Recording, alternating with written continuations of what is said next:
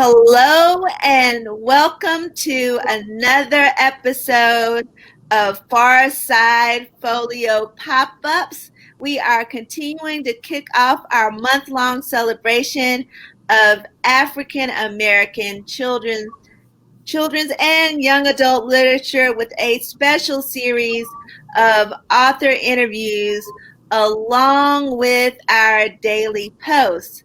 So today's guest author is Ashley Jackson Hewlett, and we're so proud to have her with us. She is the author of Cailey's Best Day, and she has a background in education, which she brings to us through her work. So welcome, Ms. Hewlett, to our platform. We're so glad to have you. Thank you for having me. This platform is amazing. It's something we definitely need. So I appreciate you providing it to everyone.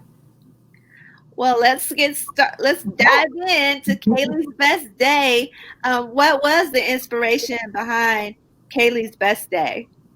So the inspiration was actually my first daughter. She's 7 now, but when she was about 2.5, going on 3, she would always say, "I want to try that. I want to try that." And that's like the premise of the book. But if we rewind a little bit, my master's is in reading. And so I was taking a children's literature class. Shout out to Dr. Rob Knoll at VCU. And one of the assignments was, it was pretty free for all. Free choice. We could kind of do whatever with it. And I approached her and asked her, like, what if I took a stab at like writing a mini children's book? And she said, go for it. So that was back in 2009. That was not Cailey's Best Day. But it sparked the desire to want to dabble in kids literature. Mm-hmm. And so that one has never been published. Who knows if it ever will. It's actually about my sorority, Delta Sigma Theta, but that's on the back burner. I don't think that one was supposed to come out. I don't know if it ever will. But then fast forward to 2016, that's when I had the idea, because there was always, once again, this desire to write, but I didn't think that one was the one that I was supposed to write. So one night, fell asleep, and I got woken up. I know this sounds like pretty dramatic, but it's what happened. Like I know that the story was placed in me. And so I just wrote, like I basically wrote the draft after waking up.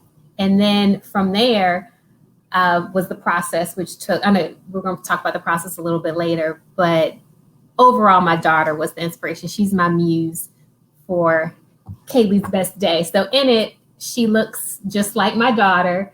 When we were talking about the illustrations with the illustrator, like there was a certain way I wanted her hair to look, her skin color, the different family members that are represented. So that's Cailey's Best Day.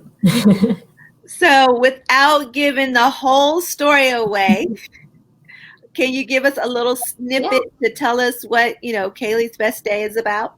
Sure. So each day, Cailey wakes up and she encounters a new activity. And and I'll show you, the last page gives you a kind of snippet. And also, if you look at the cover, you'll see some of the different activities that she encounters, whether it's soccer, playing an instrument, football, cheerleading, gymnastics, etc. But every day she's learning and exploring something new, and her parents are encouraging her to try new things. So there's like this dual exploration going on, and the parents are supporting her through that.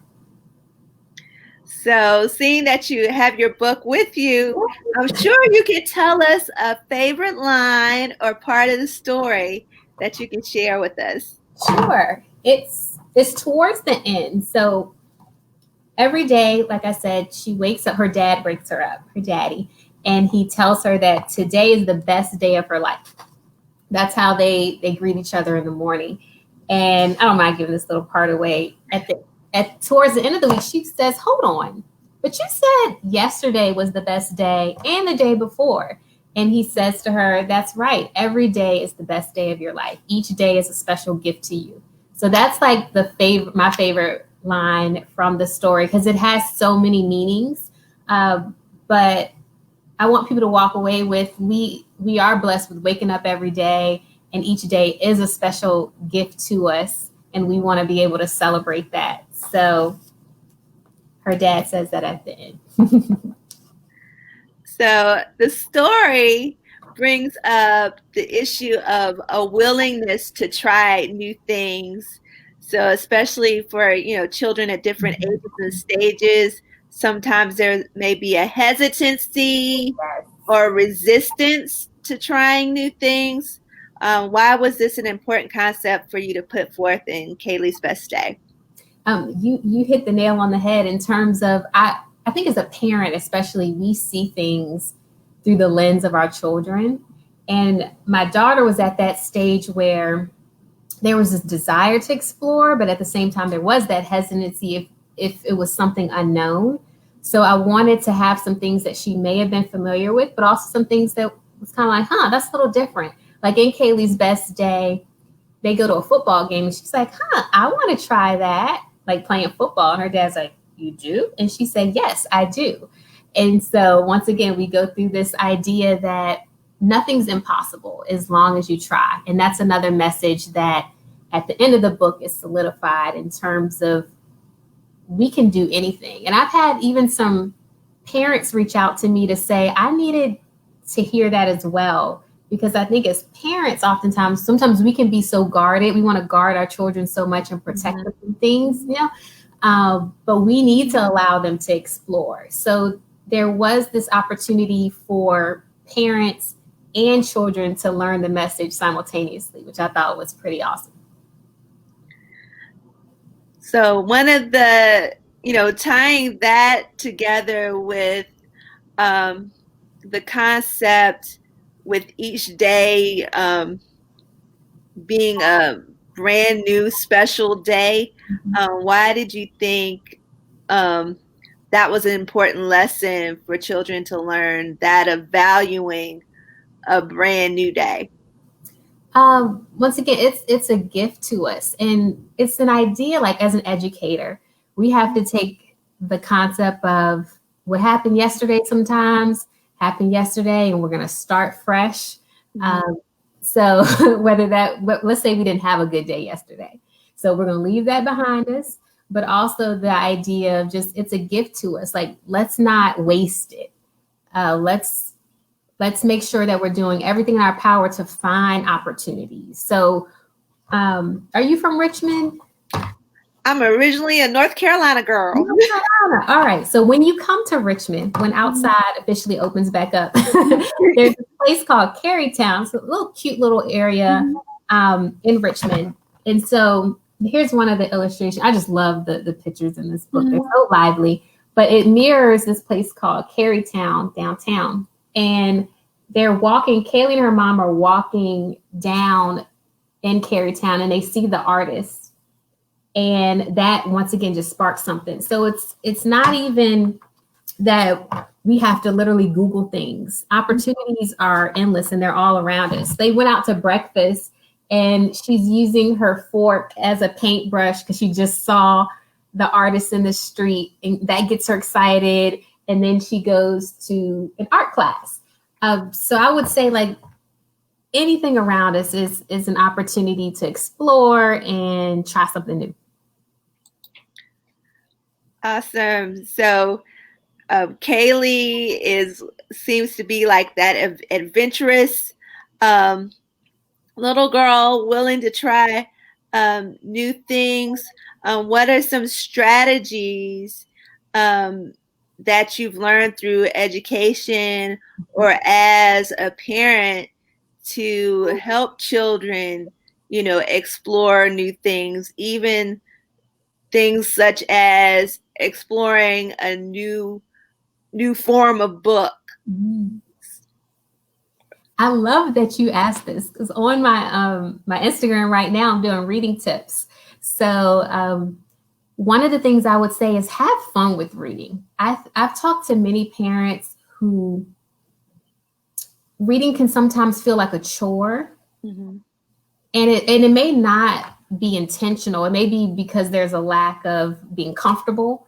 But I would say just have fun with books. Make it exciting. So let's build a fort and let's read under the fort today, or let's rearrange a corner of the house to make it a cute little breakfast. I'm not breakfast, reading nook.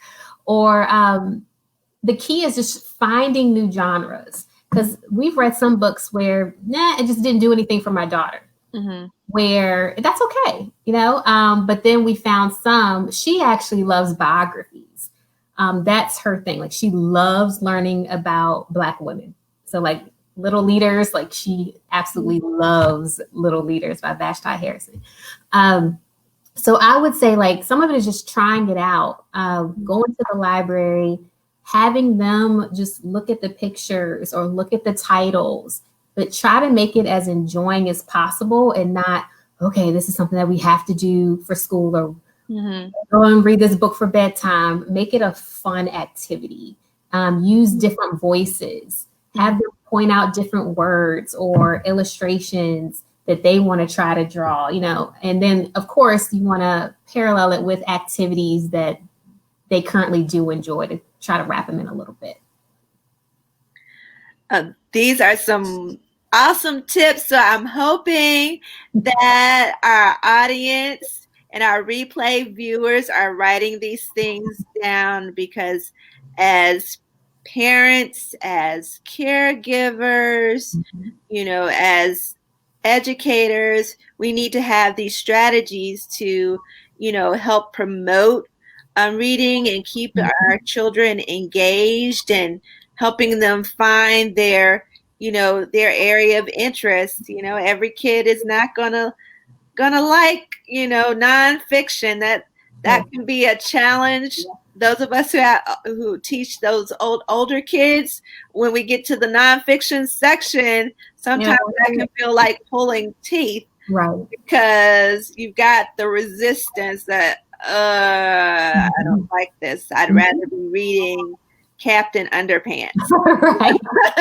Or something like of that. So starting off with finding, their love and their areas of interest expands the possibilities, which is a big lesson in Cailey's best day, that of there being endless possibilities for each new day. So what is something that you would want, your readers to take away from this book?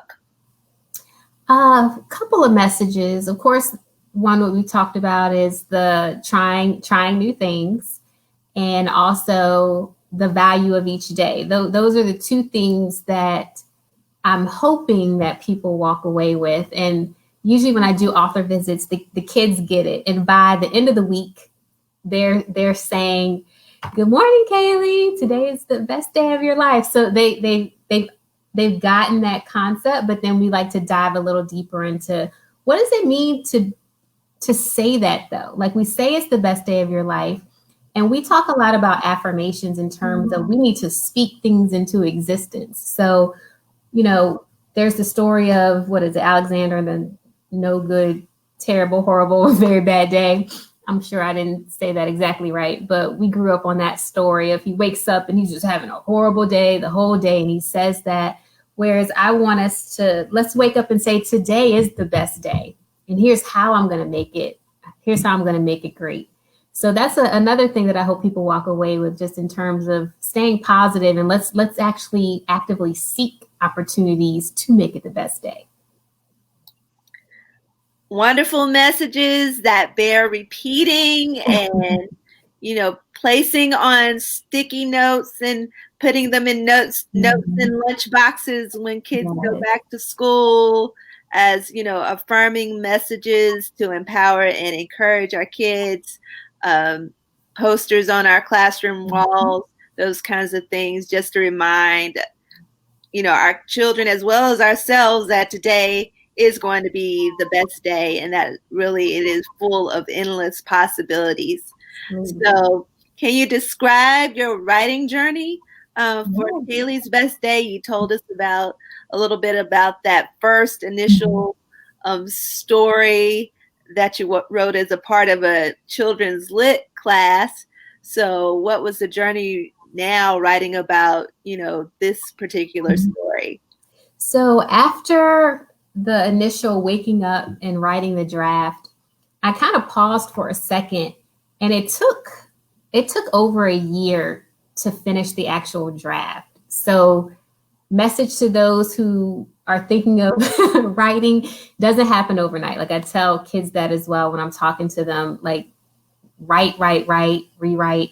But what I did was, like I said, I actually paused and I went to the library. Every week I would check out whatever the max capacity was of children's books, 20, 30. Mm-hmm. I would just check out children's books and I would examine them and analyze them.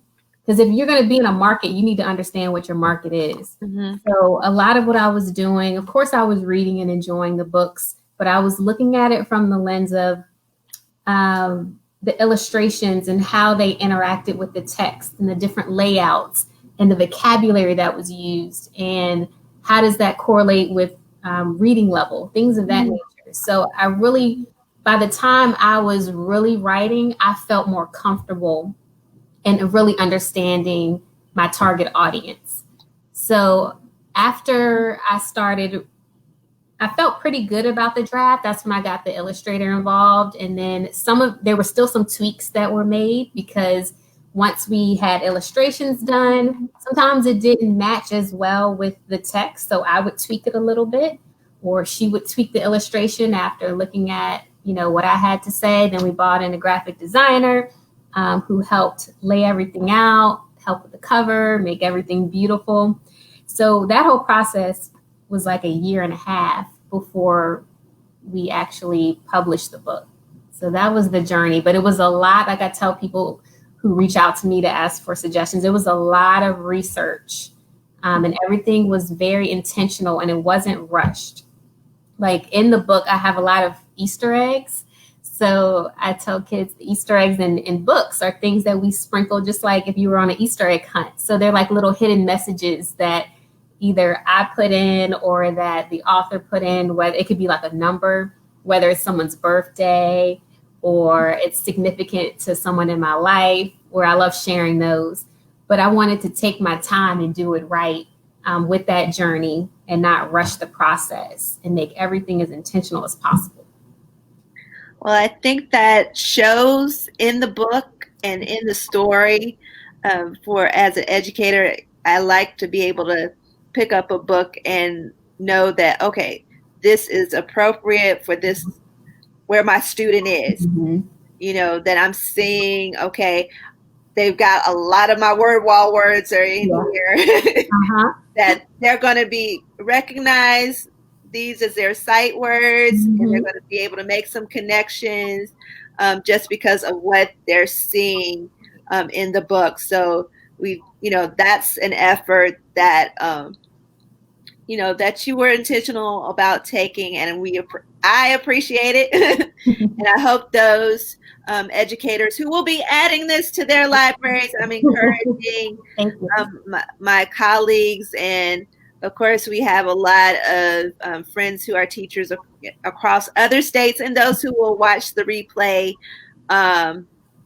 as well and catch the replay on our all of our platforms, that this is a great story to add to your classroom library. Great addition, great for one-on-one reading, a great read aloud. You'll definitely connect to Cailey and her story and the messages of this book. So we appreciate definitely the intention and the work that you put in it, and we know that nothing but positive outcomes and results for this amazing work, and we're just grateful for it. So what other tips would you give? You talked about your journey and working with the illustrator and working with a graphic designer and getting things matched up and formatting. What are like 3 tips that you could provide for like young authors and aspiring children's authors. I think a couple of interviews ago, I interviewed an 8-year-old who published his first book back in December. So what are maybe 2 or 3 tips that you would give, young authors or aspiring children's authors who want to write for children? For sure. The reading specialist in me is going to say, read, read, read. And there's such a correlation between reading and writing. So the more we read, the better of a writer we're going to become. And the more that we write, I believe the better reader we'll become. So I would tell students, writers, just keep reading. Because I think when I was checking out all those books and reading all of these different children's literature, like I think that actually made my writing better. I would also say you need to practice patience. And don't make it a rushed process, because you want your final product to be something that you're proud of. Like you don't want to look back and find errors like typos, grammatical errors, things like that. And I would say I have background in copy editing and all of that. And there's still a level of humility that I had to take within this journey, where I wasn't like, oh, well, I copy edit, so I don't need anybody else to read my thing. I had tons of people read this and accepted all of the feedback that I got. So there's humble pie that you need to take, where if there's criticism given, receive it. There's a reason why. And I tested it a lot. Like I would have my friends with children around the same age read tests of it and see like, okay, they didn't respond the way I wanted them to, like I thought they would. Let me go ahead and try to tweak this page. Or I would read it to my daughter over and over, where some places I thought she was going to really get into the rhythm and she didn't. And other places she solidified it for me. So a lot of it is massaging it, where there were some days I would just spend a lot of time on one sentence. I know that may seem like possibly I'm being extra, but I feel like as a writer, I could still go back and rewrite this whole story. Like, I don't know if I'm ever going to be fully satisfied with it, but when it was time to publish, I felt really good about it. Like I knew it was at a place where we were ready to share it with others. So be patient, trust the process. Don't do it on your own. Seek help. If you would like to contact me, I'm happy to share like some of the specifics, like at any time in terms of my learning curve, because this was all new to me and the people I was working with. But I did a lot of research online. Like there's Google. and a lot of people didn't have that back in the day, right? Like we have so many, I tell my students, we have so many resources at our fingertips. There's no excuse for us not to be able to figure some things out. Some of it's going to be trial and error, which we experience as well. Like the first draft we sent off, we missed the numbering of pages by one number and it threw everything off. Okay, so now we know. So now we got to resubmit again, but that's okay, because I learned and I wrote down notes. So, if we do this again, we can cut that learning curve in half again. And then I can happily share that with other people. So that's what this is all about, just giving back, I believe, and helping other people. That's the whole purpose of, in my opinion, writing a book. It's not about, for me, it's not about exposure or anything like that. It's more of how can we get kids reading and get kids seeing. I don't want to steal any other conversations, but getting them to see people that look like them, which is really important. So do you see something next for Cailey, or is this the end of Cailey's story, or is there the possibility of another story about Cailey? I get asked that question a lot. I would love to have a series with Cailey. in an ideal world, she would grow up with my daughter. But just recently, I just had a newborn in December. So congratulations. Thank you. I'm hoping you'll hear in the background. But that now everyone's looking like, okay, so now you really got to do something for the little one. But whenever I do author visits, I always ask the kids, like, what should Cailey do next? And they have the best ideas in terms of either where she should travel or who she should meet. But there is, now that I have another daughter, I'm like, okay, she can't be slighted. So she needs to be incorporated in some type of way. So it's been churning, but nothing's like really stuck out to me just yet. But I know when it does, it'll feel right. And I'll be able to pick up the pen again. But I don't know, some of that may be, I'm sleep deprived.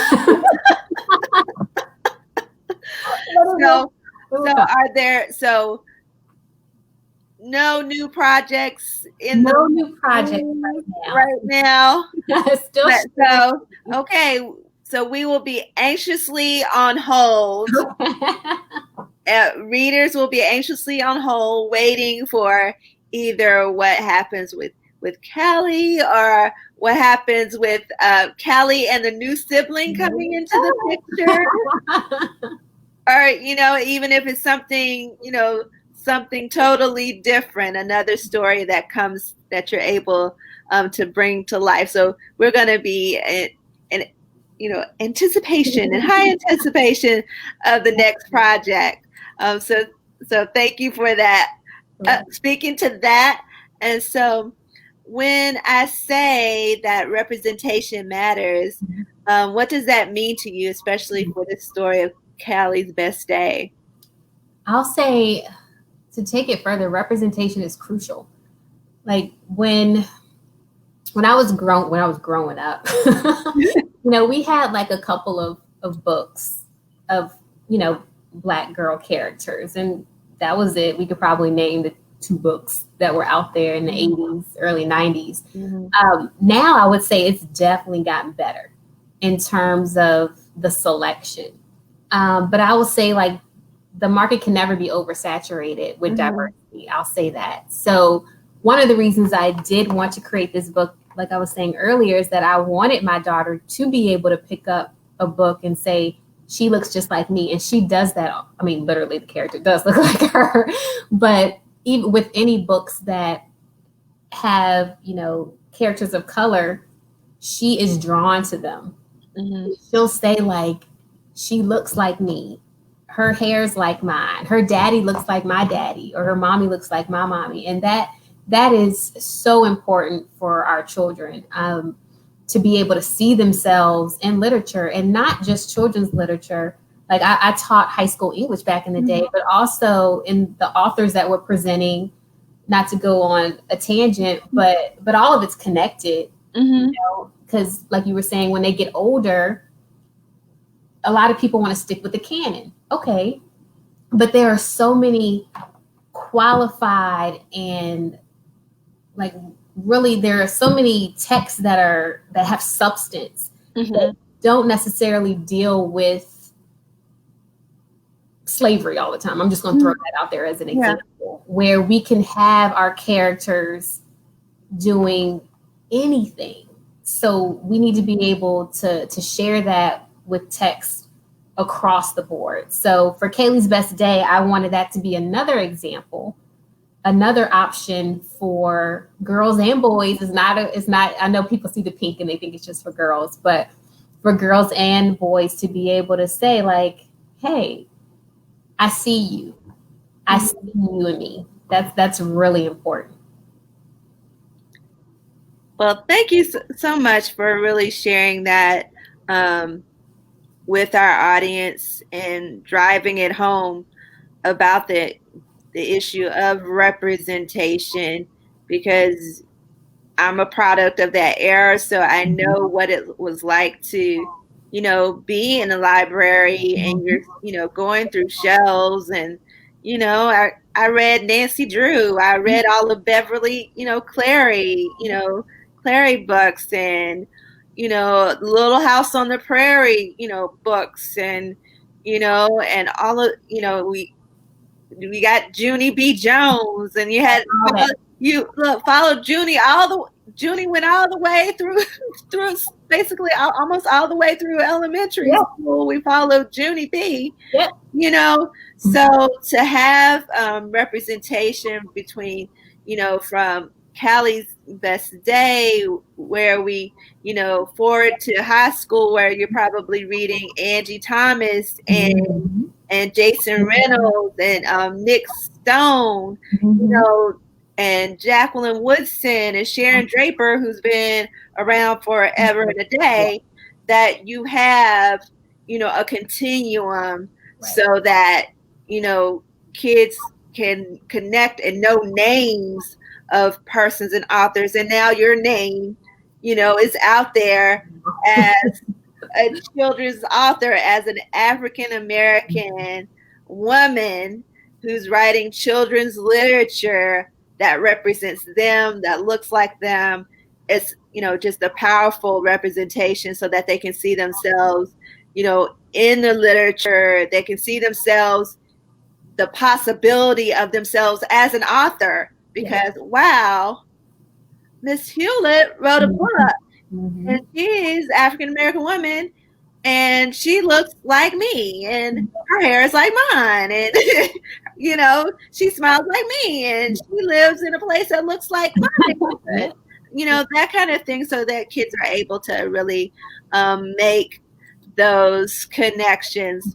So for our viewers and listeners, can you tell us how they can connect to you? Sure. So on Instagram, I'm at author Ashley J. Hewlett. And also, I started a publishing company as well. So the publishing company is B&H Publishing, and that we're on Instagram and Facebook and Twitter as well. And then we have a website, bnhpublishing.com. So if you would like to get Cailey's Best Day, feel free to order it there. You can write a little note. I'll personalize it for you. Like if you have a certain little someone that you want me to write a message to, I love to be able to do that. So you can write that in the note when you order. Those are some ways to connect. And like I said, on the author Ashley J. Hewlett Instagram right now, we're doing some reading tips. So we'll be rolling those out over the next week or so. So feel free to follow. Okay, so definitely check Ashley J. Hewlett on Instagram and follow her on Twitter. Definitely check her out, the website, so that you can get her books and be alert to when new things roll out. Absolutely. So you can get some strategies and some tips by following her, so that we can do some wonderful work and, exposing our children to some great books. So thank you so much, Ms. Hewlett. I'd like to thank my guest, Miss Ashley J. Hewlett, for spending time with us this afternoon. And we wish you continued success with Cailey's Best Day and all of the wonderful projects to come. We want to remind our listening and viewing audience to make sure you're staying tuned to the PharSide Co-Ed Book Club Facebook page for more author interviews and posts as we celebrate African American children's and young adult literature during the month of February. So until next time, many roots, many voices are a part of the infinite story. So plant your seed. Thank you and have a great day. Thank you.